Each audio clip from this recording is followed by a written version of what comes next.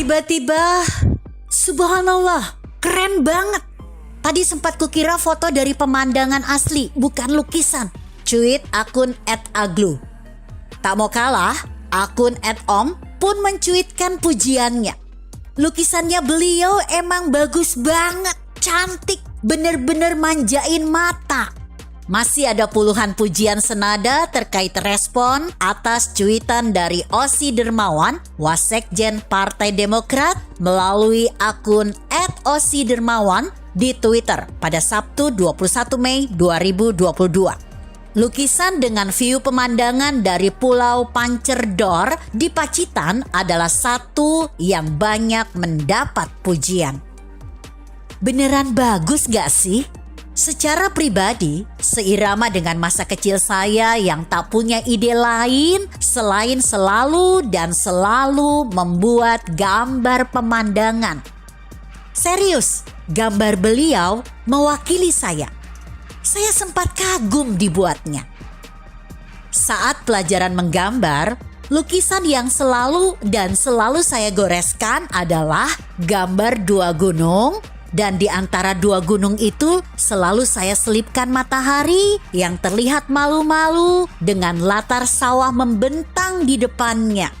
Langit biru dengan coretan awan putih dan sesekali menor warna jingga matahari adalah lukisan berharga saya.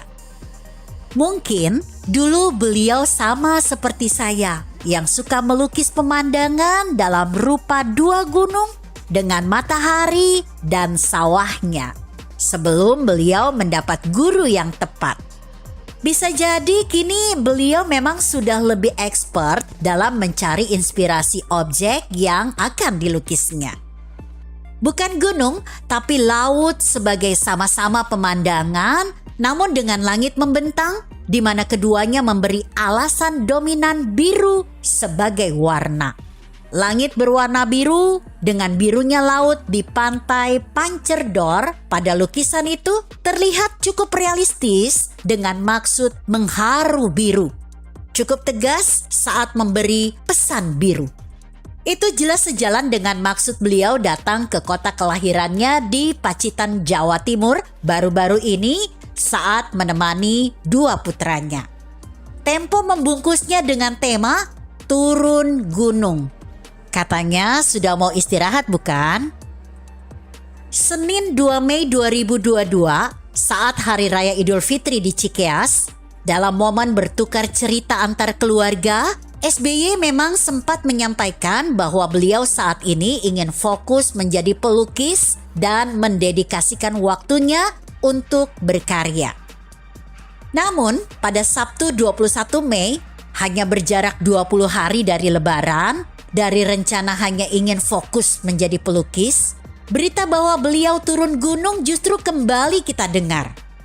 Presiden Indonesia ke-6, Susilo Bambang Yudhoyono atau SBY, mulai turun gunung demi membantu Partai Demokrat untuk menghadapi pemilu 2024. Demikian kalimat pertama Tempo memberitakan kegiatan SBY bersama dua putranya di Pacitan beberapa saat yang lalu.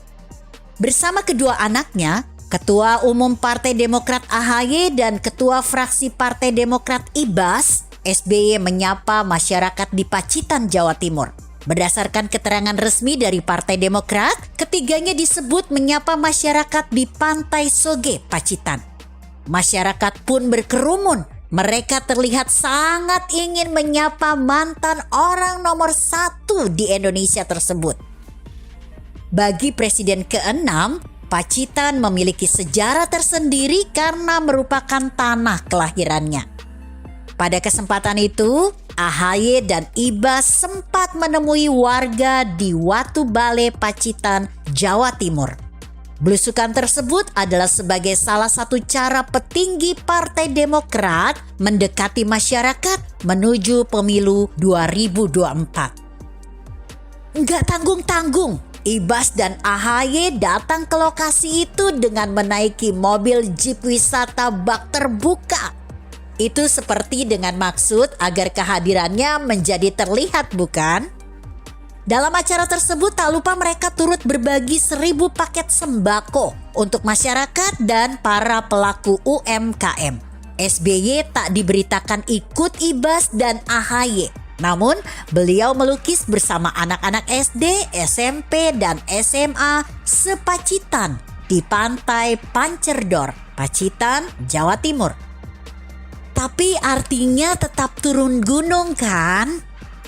Dulu beliau ini sangat fasih dengan mencipta lagu. Selama menjabat, paling tidak SBY telah merilis 4 album, yaitu Rinduku Padamu 2007, Evolusi 2009, Ku Yakin Sampai di Sana 2010, dan Harmoni Alam Cinta dan Kedamaian 2011. Peluncuran album kelimanya konon berlangsung di Istana Cipanas, Cianjur, Jawa Barat, yang dihadiri artis-artis ternama nasional yang bertajuk Kumpulan Lagu-Lagu, Karya Terbaik SBY, dan Karaoke Lagu-Lagu Karya SBY. Sebagai pencipta lagu, beliau termasuk sangat produktif. Atas 40 lagu yang telah diciptakannya, KCI pernah menyerahkan royalti hak cipta dan karya kepada SBY sebesar 16,6 juta rupiah. Saat itu kita memang punya presiden sekaligus pencipta lagu, atau pencipta lagu yang presiden. Nggak ada salahnya juga kan? Menciptakan 40 lagu dalam 10 tahun jelas bukan main-main. ADMS yang musisi top saja nggak pernah seproduktif itu. Bila saat ini tak lagi kita dengar beliau mencipta lagu, sangat mungkin inspirasi itu tak lagi datang. Bisa jadi inspirasi itu hanya datang saat beliau bahagia saja dan kini mungkin beliau sedang kurang bahagia. Atau karena faktor tak ada lagi yang sibuk cari muka dengan memuji karya ciptanya sebagai karya jenius karena beliau tidak lagi duduk sebagai RI1. Siapa yang tahu? Yang jelas, kini beliau telah beralih profesi menjadi pelukis. Cara berpenampilannya pun mengingatkan kita pada sosok guru lukis di TVRI tahun 80 atau 70-an, Pak Tino Sidin. Topi yang dipakai saat melukis membawa ingatan itu. Entahlah, kadang cara berbaju pun harus menyesuaikan profesi. Seniman tahun 70-80-an pasti berambut gondrong dan cenderung ingin terlihat cuek. Dan maka kalau Anda laki-laki berambut gondrong dan terlihat nyentrik di tahun-tahun itu, Anda pasti akan disangka seniman. Pun aksen pada topi Pak Tino Sidin itu adalah hakikat seniman. Pada cerita AHY dan Ibas berkunjung ke Pacitan, Pak SBY tak terlihat langsung turun gunung dengan menyapa warga di pasar atau di tempat-tempat yang ramai. Beliau lebih memilih melukis bersama anak-anak sekolahan di pantai. Beliau tak bicara politik, hanya warna biru dari lukisannya itu saja yang berbicara dengan maksud. Para Twitters, terutama para kader dan para militannya, tahu apa maksud itu semua. Caranya turun gunung kini tak lagi pidato apalagi bernyanyi, tapi mengharu biru dalam kanvas diwarnai biru. Itu penting. Pada pemilu 2019, perolehan Demokrat di DPR RI hanya tinggal 54 kursi saja, setelah sebelumnya 61 kursi. Dan sebelumnya lagi adalah 150 kursi. Anaknya yang miskin pengalaman politik harus tetap didampingi. Sampai kapan? Entahlah, hanya dia dan dirinya sendiri saja yang tahu. Kedua anaknya hingga usia dewasa kadang masih terlihat kekanak-kanakan. Dan itu terlihat dari sering dan senang keduanya memakai baju dengan tulisan nama dirinya pada baju yang mereka pakai.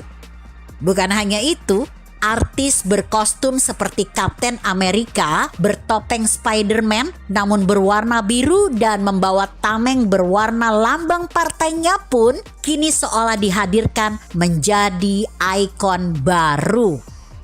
Seperti mendapat mainan baru, superhero lokal itu terlihat mulai ditampilkan.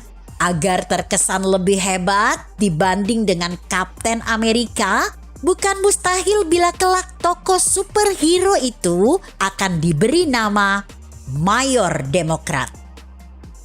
Begitu kira-kira. Artikel ini ditulis Karto Bugel di redaksi Indonesia.com dengan judul Mayor Demokrat. Jika Anda berpendapat lain, tuliskan komentar Anda di bawah ini. Saya Emma, Karisma 90.